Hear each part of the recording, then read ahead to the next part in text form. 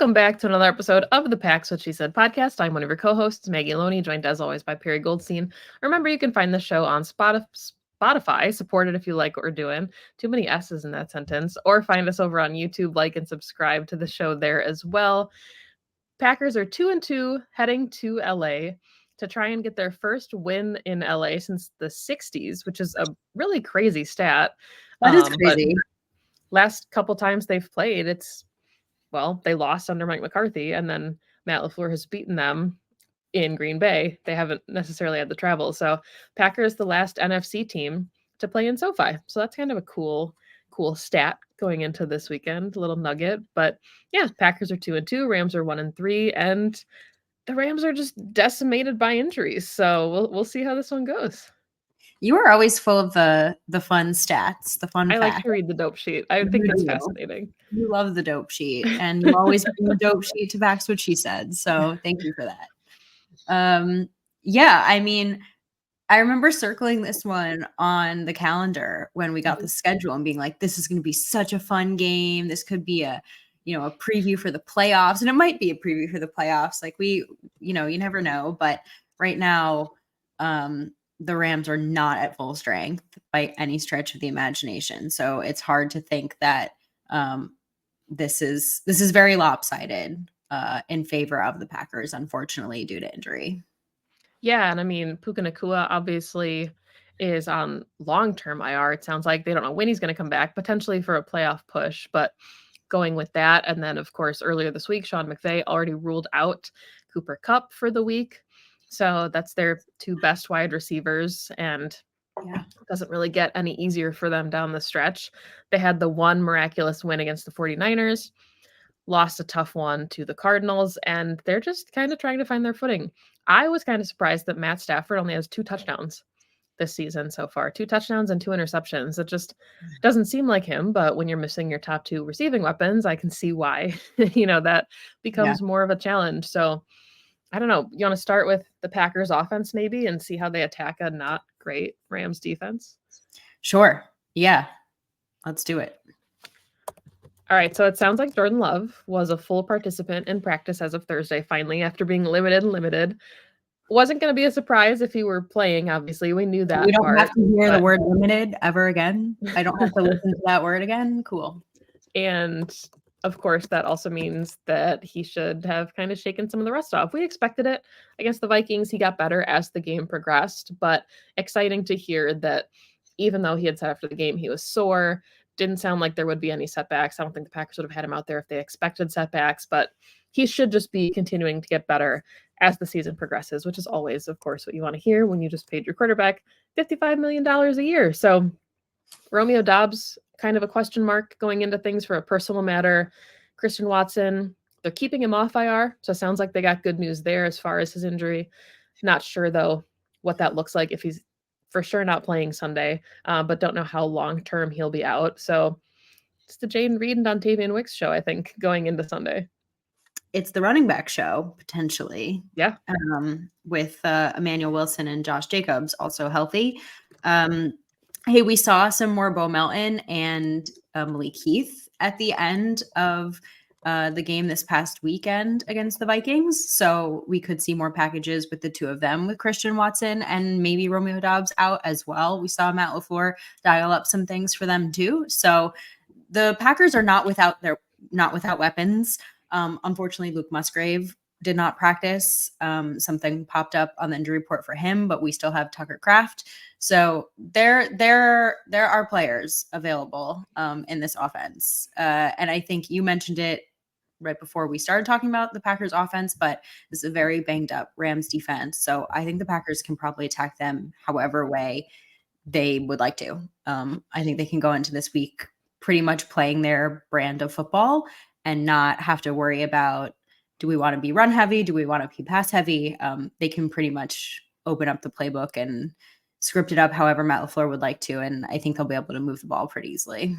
Yeah, in the same way we talked about the Vikings defense and Brian Flores last week, not really the case, unfortunately, for this Rams defense. They are really struggling to start the season. They're 31st in the league in points against, averaging, giving up 28.8 points per game. 31st in yards allowed, dead last in the league in rushing yards, averaging 165 yards on the ground per game. So to say it's probably a good running back heavy game, you are absolutely right. Third and fourth down defense, they're 30th and 31st. So just really struggling. I think they're only they're allowing conversions like 50% of the time on third down, which is just not great. They only have one interception all season, and then only one of their defensive players has more than one sack through 4 weeks. So just going to be a really tough test against a Packers offense that's in the top 10 in just about every meaningful category: rushing yards, passing yards, third in, total yards per game. So Yeah. could be neat for that offense. Entered into the week last week as the NFL's top rushing team. Mm-hmm.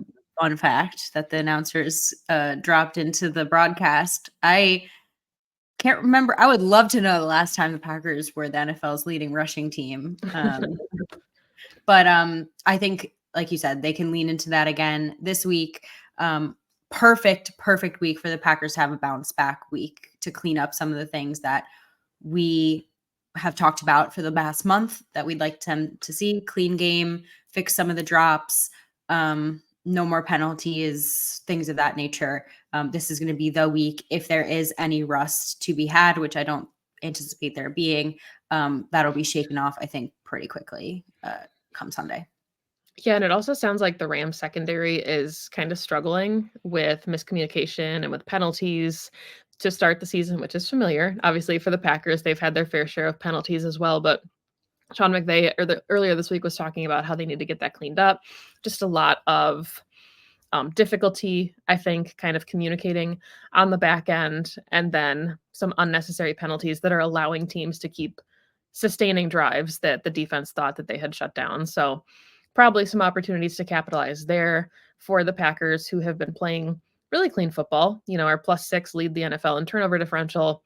The Rams, I think, are -1. So not taking the ball away at all and just making some kind of boneheaded mistakes that keep their opponent with the ball longer. Yeah. So with that, do you want to talk about the Packers defense? Because still potentially leading the league, if not leading, at least up there in taking the ball away. This Packers defense, Xavier McKinney, 4 for 4. Will he go 5 for 5 this week? Getting a pick against Matthew Stafford? Yes. I don't know. Probably not. That would be insane, but but it would be cool. It's a fun story. Yeah, I don't know. This is a Rams offense that is still struggling. We talked about it. You're missing your top 2 wide receivers. Stafford is 5 players on the offensive line on IR. I think it is. I'm counting 5. Yeah, I mean, that's bad. Like Tutu Atwell. Bad. What? Tutu Yeah. Atwell, he's probably wide receiver 1 at this point. He's kind of ascended into that role out of necessity, but they're only averaging 18 points a game. 18 points a game, 29th in passing touchdowns, 28th in rushing yards, 26th in yards per attempt, only 3.7 yards on the ground, and 28th in red zone offense. I think they might be worse than the Packers in the red zone. So I don't, it's we're hoping. Let's talk about the elephant in the room, the pass rush. Packers pass rush has been bad, and we thought they were going to tee off against the Titans, and they did. 8 sacks. It was incredible. And then they disappeared again against the Vikings. And this is an offensive line that, is banged up. The Packers should get their opportunities. Matt Stafford, not very mobile, but we said the same thing about Sam Darnold, and he kept evading the pressure and picking up first downs with his legs when he needed to. So something's got to give with the pass rush. And I know that's kind of the downside of rushing 4, is that you keep 7 in the back end, and that's how you generate some of these turnovers, is you've got more ball hawks back there. But if you can't get home, you're going to have to get creative. Something's going to have to change for the secondary, because they are just, or for the pass rush, because it's just not living up to the Jeff Hafley defense that we had kind of expected, getting creative with some of those blitz and pass rush packages. Yeah. Like we said, this offensive line is banged up as hell. So Packers, if they want to bounce back, pass rush, bounce back game. This should be the game. But Matthew Stafford is a vet. He's good at evading pressure. If it's not with his legs, he's going to be able to feel it and see it. He can beat a blitz. He can make magic happen with his arm. He's got all the arm angles, right? I think like the biggest weapon that the Rams still have at their disposal is their quarterback. Put some respect on his name, and he's a tough mother effer. We've seen it, right? He can take a hit, but we've also watched Matthew Stafford take a lot of sacks in our days as Packers fans. So there is a way to get to him, and this should be the week to do it, especially because if the Packers get Jair back, they can get a little bit of that like better coverage game back, and they have no one. The Rams have no one to throw the ball to. This could be, some of those, like, maybe not the beating the one-on-ones, if you will, but like if you make Matthew Stafford like hold the ball too long, just like converging on a coverage sack kind of day for him, just a long day at the office for him. Yeah, and I mean, it's unfortunate. We obviously Devontae Wyatt got hurt late in the game last week. I think it was Ryan Wood had reported that he was leaving the locker room in a walking boot and crutches. Everything I've seen so far has been, maybe he also dodged a bullet, but don't expect him really to be back this week. Sounds like he might avoid IR as well, but probably at least out a couple weeks while he recovers from that. So he was the Packers' best pass rusher through 4 games. He had 3 sacks. The rest of the grades, I mean, I know PFF is not the gospel, but boy, these are ugly. Wyatt, 66 out of 123. Carl Brooks, 68th. Kenny Clark, 99th. TJ Slayton, 117th. Then if you look at the edge rushers, Smith is 38th out of 111. So somehow up there. Lucas Van Ness, 69th. JJ Enagbari, 74th. Gary, 79th out of 111. So not what we expected from this unit that we honestly thought could be the strength of this Packers defense going into 2024. Thought that they had kind of the dogs up there to get after it, and now they kind of disappeared. Yeah, it's just they're not executing, I don't think. And I mean, again, if they want to like go and tee off against bad offensive lines, fine, but teeing off against bad offensive lines does not make a pass rush. You got to be able to do it against good offensive lines as well, because once you get into the playoffs, like that's who you're going to be seeing. You have to be able to get home. And you said it at the top of the show, but like sacks don't mean everything either. You have to get pressures, you have to get QB hits, you have to like affect the pocket in some way. And they're not doing that either.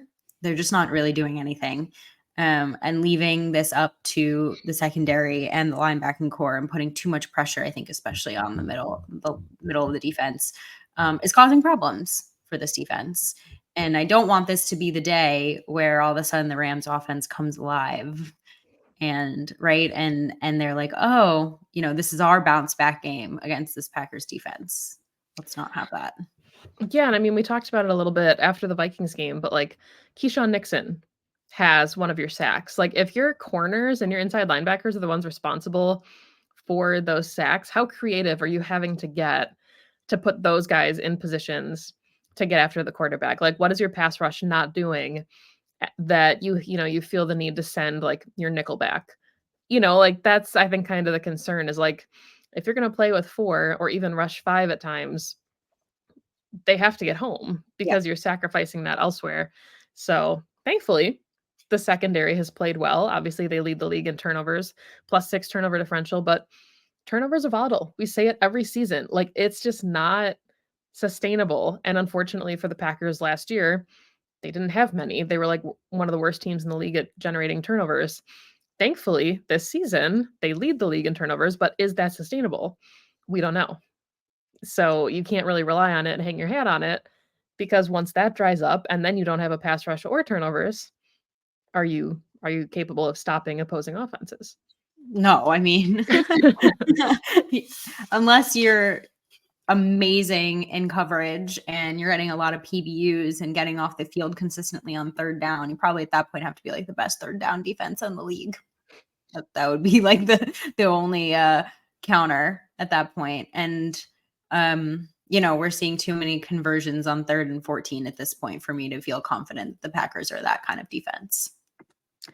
So this is probably a too big of a question to ask you this early in the season, but do you have like an impression so far of Jeff Hafley?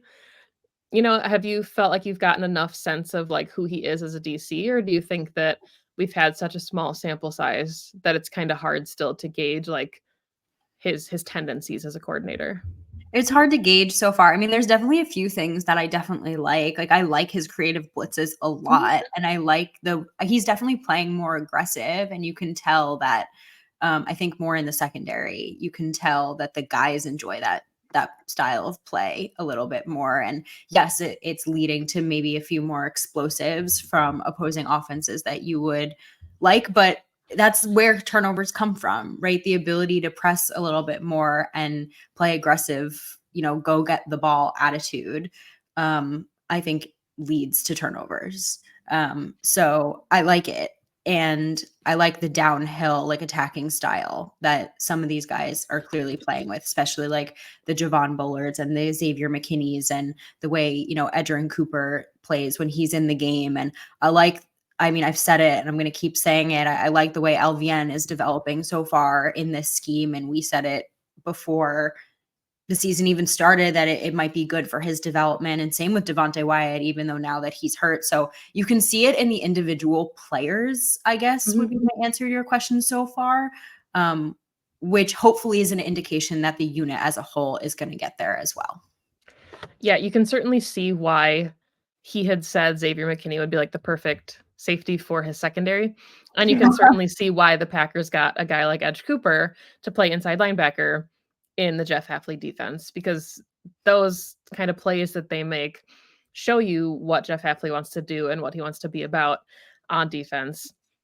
Unfortunately, I think we have to talk about the kicking situation, special teams, before we dive into final thoughts and score predictions. So I don't really know how to ask this other than how hot is Brayden Narveson's seat, do you think? Hot. Yeah. I think that if he has another game where he more or less, is a part of their potential losing, he might be gone. Now, the better question is like, do the Packers have a better alternative? Right. If the Packers had a better alternative, like he'd be in the building, right? There'd be competition. So that's the main question. How do you feel about it? Similarly, I mean, I'd be curious. Greg Joseph has had calls and visits, and now he's with the Giants. Yeah. Anders Carlson has not. So I think when those kind of things happen, it illustrates how the rest of the league is potentially feeling. Cade York, as an example, he got waived by the Browns, then he was picked up by another team immediately, then released again. So I think the kicking situation kind of ebbs and flows, but there's like a consensus around the league as to maybe like who the NFL quality kickers are. So I'm not sure that there's another option out there. I don't think that the Packers would call Carlson again, considering that, they released him and then brought in Narveson. It would be kind of weird for me to think that they would want him to come back, or if he would even want to come back at that point. They've tried out kickers this week. They've had multiple kickers in the building to work out. So I don't know if that's just trying to get a finger on the pulse as to who might be available. I thought I read earlier this week, correct me if I'm wrong, that Alex Hale can't play this year because of the way that they designated him as their international player. It sounds like he's kind of just like a 17th member of the practice squad, but can't be on an active game day roster. So I don't know if that's fully accurate or not, but that could be part of it as well, saying, hey, we're going to develop him all offseason, but we can't actually elevate him this year. But yeah, I think if the Packers lose a close one that they should end up winning by multiple points, you have to do something, because this is your third NFC team. You lost a combined, 7 points between your last two teams that you probably will see again in the playoffs. You can't afford to give up anymore, especially in a game that you should have a pretty easy time winning on Sunday. Yeah. Yeah, I agree. Should we talk about score predictions now? Okay. All right. Do you have one in mind? Because I have not given it a single thought until this moment. Good. Putting you on the spot.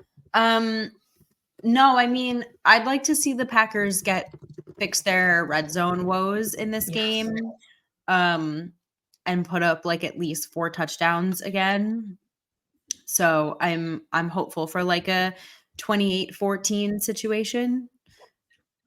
It would be nice if they broke 30. I'd love if it was like a 35-14 situation, but bounce back game overall looks to me like the Packers playing clean, complementary football, less penalties, all of it. Yeah. My brain immediately went to 34-17. I don't know. Well, that would be great. We'll see, like you said, Jordan Love threw 4 touchdowns against the Vikings. He had to settle in, but then there were opportunities available. I think he'll protect the football better. I think he'll probably, another week removed from the injury, be able to step into his throws a little more, probably throw some more accurate balls. A lot of those drops, I think, if the ball's like 3 inches higher, it's an easy catch for some of those guys. So I think his completion percentage looks better. I think the Packers can really, really light it up against this defense. And I think it's going to be a get-right game for them. The concern is the defense. This isn't a Rams team that's putting up a ton of points. Could I see the Rams scoring like 24 because it's Matt Stafford? Yeah. But if the Packers defense has the game that we expect them to, they should be able to keep them under 20. So 34-17 is probably optimistic of me, but we'll see. Let's go for it. 34-17. All right. Any final thoughts before we wrap this one up? Into week 5 already of the NFL season. Crazy. It goes by so fast. No, like I said, it just like complimentary football this week is like really what I'm going for this team.